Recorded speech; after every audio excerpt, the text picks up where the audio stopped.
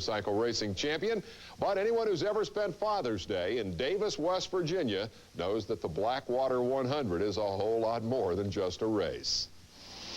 The motorcycle guys line up in rows of 5, take the green flag, and then take their chances. Behind them, 5 more brave souls ready to serve their time in purgatory, and so on, until more than 500 motorcycles are headed into no man's land. Blackwater styles vary. Some quad racers use drafting techniques, just like the stock car guys here on ESPN.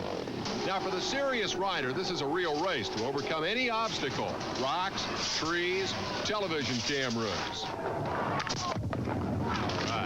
Now, West Virginia spectators tend to be pretty neighborly folks. They're quick with a wave and a howdy when you pass them somewhere along the trail. But the guys out front, well, they're going seriously fast in miserable conditions, and the only way you're going to keep up with them is to have your own helicopter.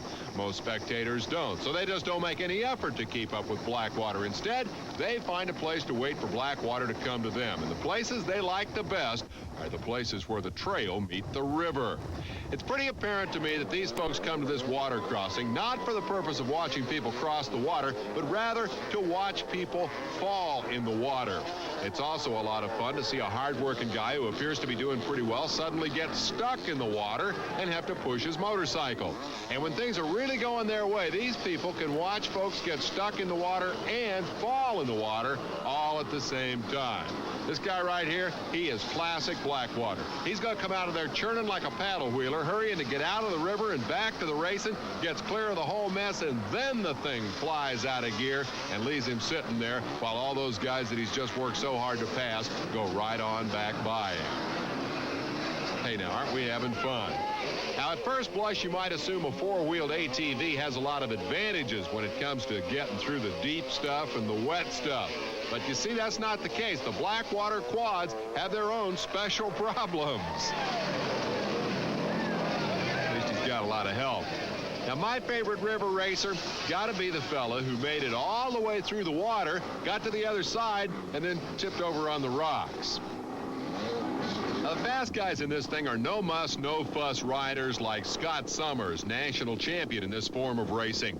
My studio guest last week, he's tried 4 times to win Blackwater. 4 times he's had trouble. He knows up ahead waits Route 93. Blackwater is the biggest spectator attraction, most important social event in Davis, West Virginia. These folks have all come to watch the race cross the river. Now, they're really helpful when it comes to giving you directions and showing you the best place to cross. They also give you a lot of moral support when you don't make it. And the fact is, most guys don't make it.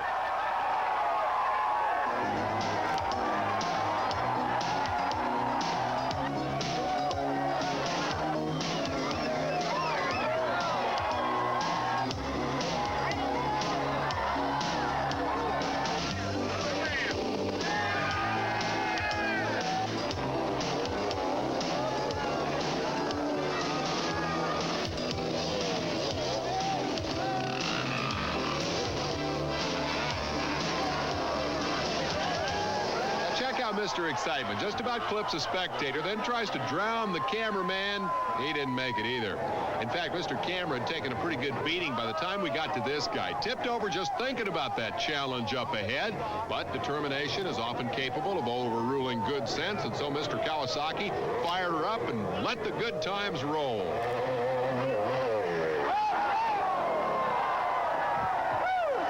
Quick, man, get back out of the way. There's another one waiting. And now you know how the Christians felt on a bad day at the Coliseum.